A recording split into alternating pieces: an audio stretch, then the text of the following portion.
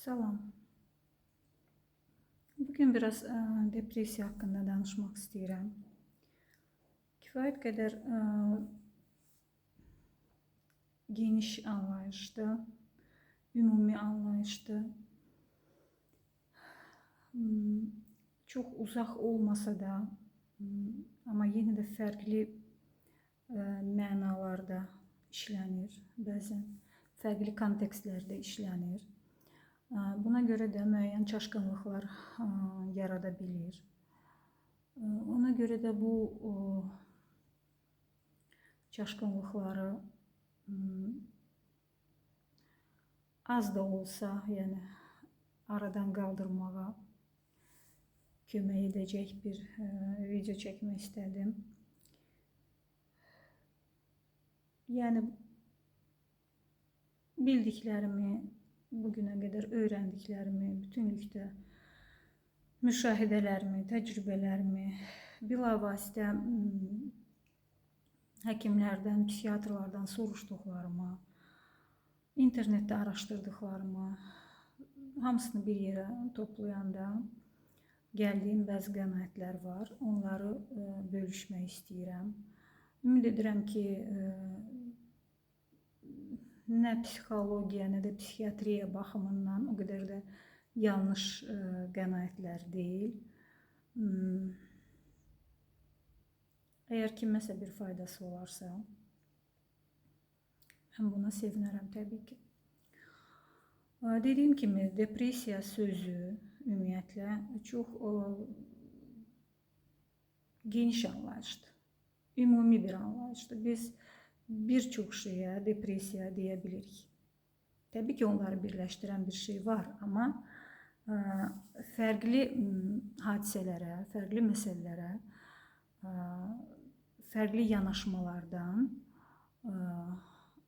bu adı vermək mümkündür və verirlər də. Yəni, mistiklərin dilində biz bu sözü işitirik, psixoloqların dilində biz bu sözü işitirik, psixiatrların dilində biz bu sözü işitirik. Yəni, bu həm tibbi anlayışdır, həm psixoloji anlayışdır. Nələr var? Təxmini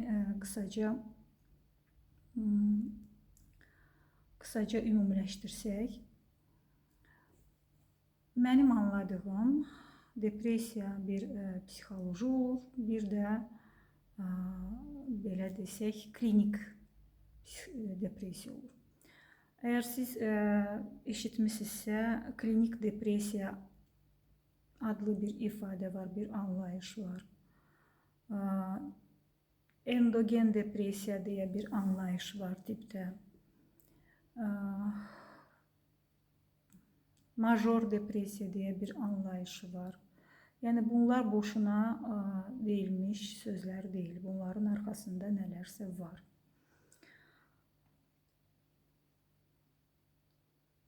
Yəni, bütünlükdə ruh düşkünlüyünə də depresiya deyilir. Ən kiçiyindən tutmuş, ən böyüyünə qədər həyatımızda hansısa hadisə ilə bağlı yaşadığımız ruh düşkünlüyünə də depresiya deyilə bilər.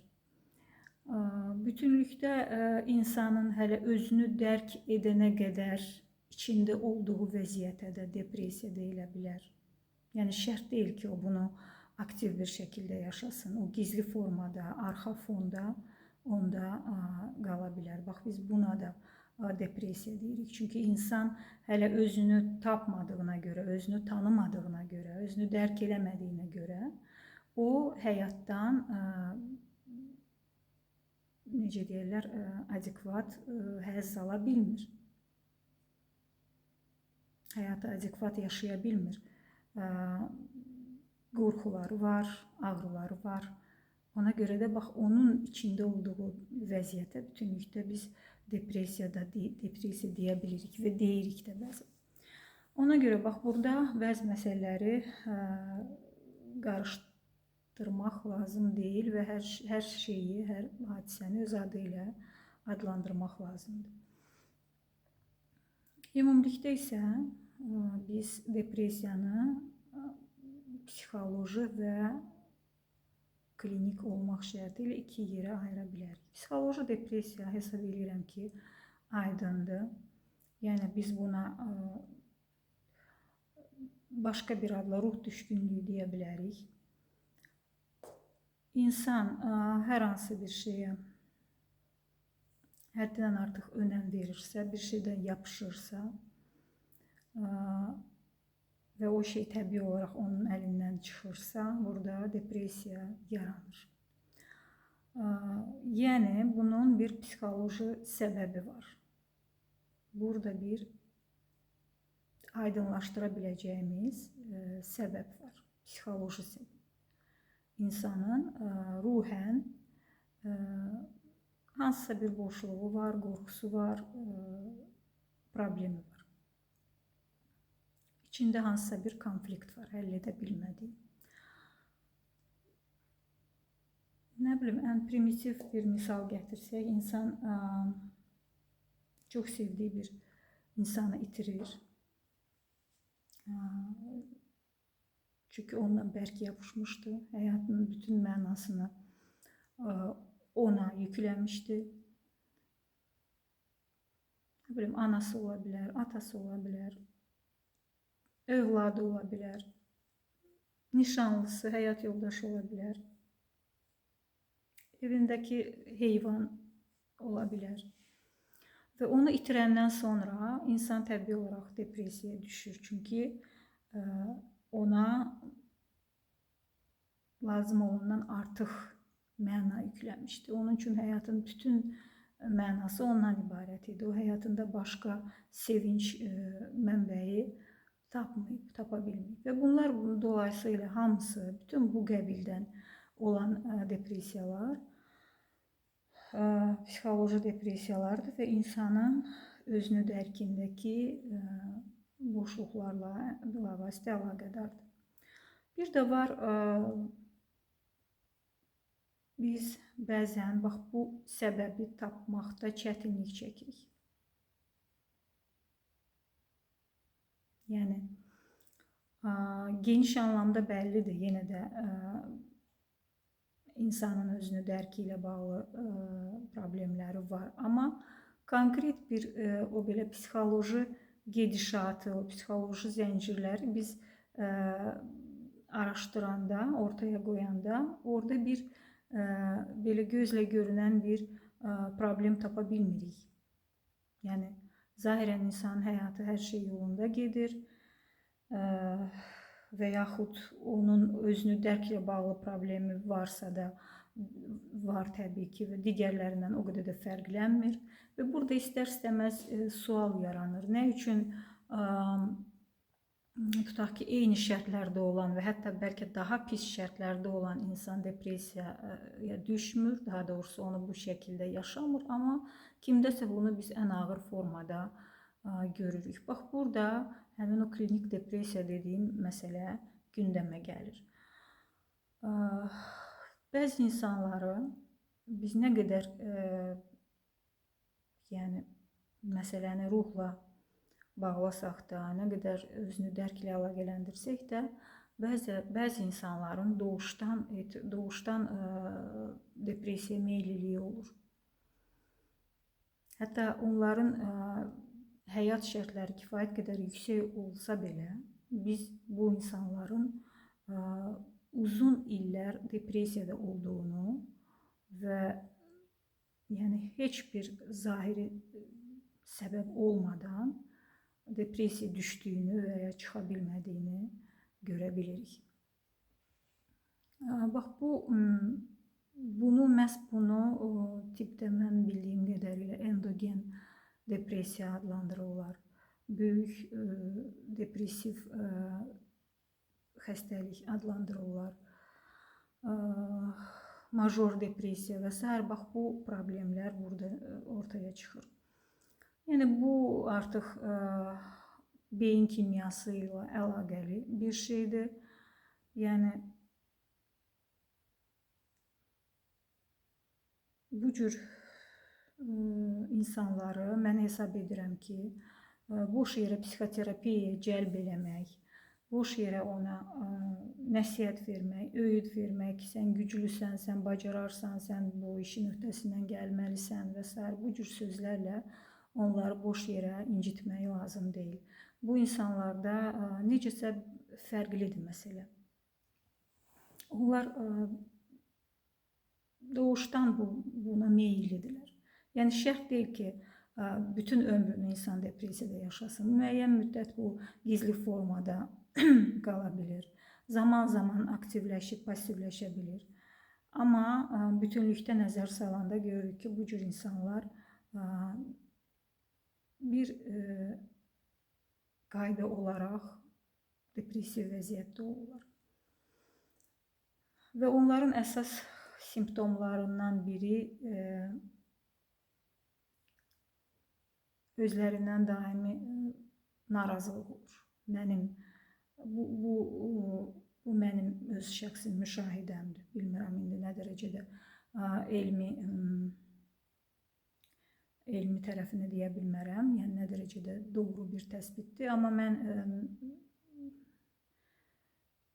mən öz müşahidələrimə görə deyə bilərəm ki, bunlarda özündən narazılıq yüksək səviyyədə olur. Yəni onlar nə qədər uğurlu insanlar olsalar belə, uğur əldə eləsələr belə, bu onlarda heç vaxt qane edici olmur. Heç vaxt onların özlərindən qane olmasına gətirib çıxarmır. Onlar yenə də bir qüsur tapırlar özlərində. Və digər simptomlardan biri onlar daim təbii olaraq aşağı əhval-ruhiyyədə olurlar. Həyat eşqləri, həyat sevincləri olmur. Normal gündəlik rutin şeyləri həyata keçirmək istəmirlər. Təmizlik olsun, gündəlik həyat fəaliyyəti olsun, onlarda çətinliklə başa gəlir.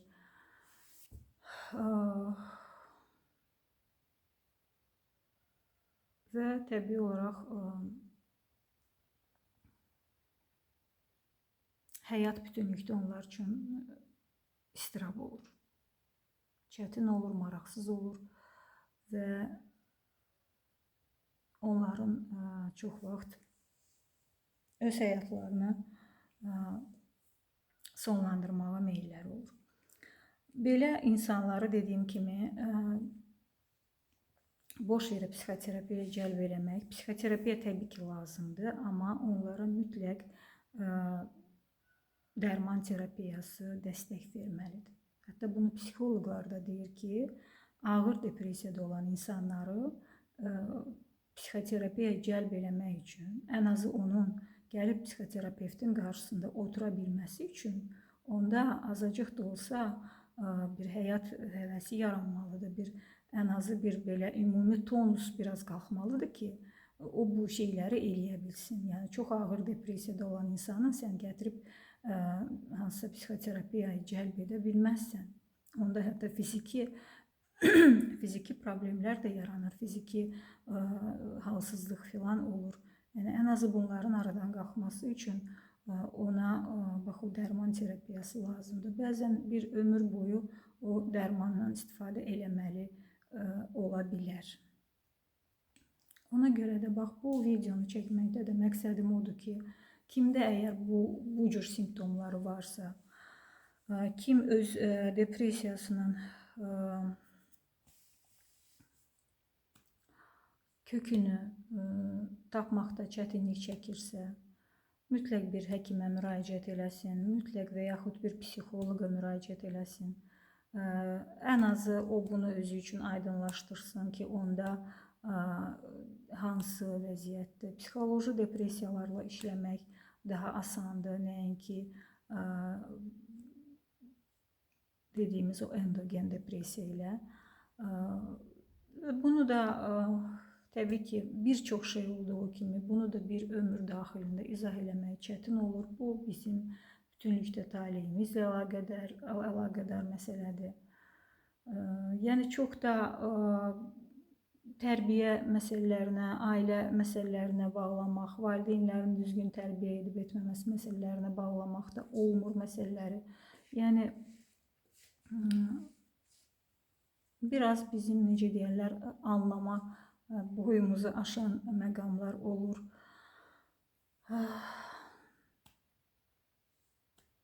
Bax, bu cür insanlar boş yerə həyatlarının daha da çətin keçməsinə imkan verməməlidir. Dərman terapiyası heç də bizim zənn etdiyimiz kimi bəzən bizim zənn etdiyimiz kimi lazımsız bir şey deyil. Bu da həyatın bir hissəsidir. Biz heç də hər şeyi ruhla əlaqələndirməli deyilik. Hətta ruhla əlaqələndirməliyiksə də, bax, bu beyin kimyasında necəsə, bax, bunu da ruhla əlaqələndirməliyik. Çünki nəticədə iki yoxdur, hər şey birdirsə, bax, burada da bir əlaqə var. O beyində baş verən o dəyişiklikləri səbəbi nə olursa olsun, onları qaydasına qoymaq üçün bax, həmin o tibbi dəstəyi almaq lazımdır. Hətta psixoloji depressiyada belə bizim beyin kimyamız dəyişir. Oradakı o hormonlar, o neyromediatorlar artıb azala bilir. Ona görə də orada belə dərman dəstəyi lazım ola bilir. Ona görə bax, bu ümumi biliklərimi, müşahidələrimi bölüşmək istədim ki, bəlkə kimlərisə işinə yaraya bilər. Depressiya yaxşı bir şey deyil. Yəni, mütləq anlamda yaxşıdır, çünki o bizi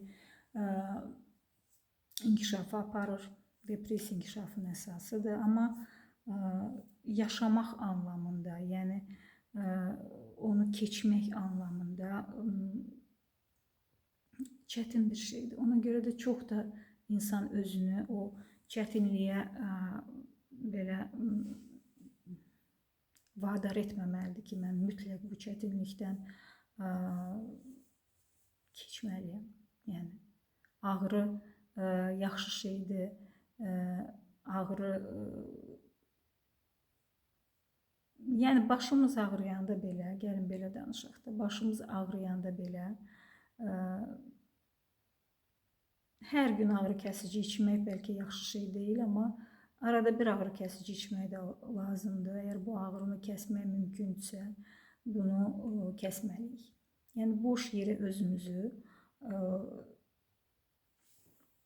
ağrıtmamalıyıq. Əgər bunun bir daha asan yolu varsa. Ona görə də depressiyada olan insanların antidepressant içməsi, müəyyən dərmanlardan istifadə eləməsi mənə elə gəlir ki, lazımdır. Lazımdır və labüddür. Sadəcə dəstək olaraq, dəstək kimi. Çünki önəmli olan o terapevtik işi aparmaqdır, terapevtik işi görməkdir. Sən o işi eləməlisən. Bu ömründə olmasa da gələn ömründə onu eləməlisən. Sadəcə dərmanlardan bunun üçün köməkçi vasitə kimi istifadə eləmək.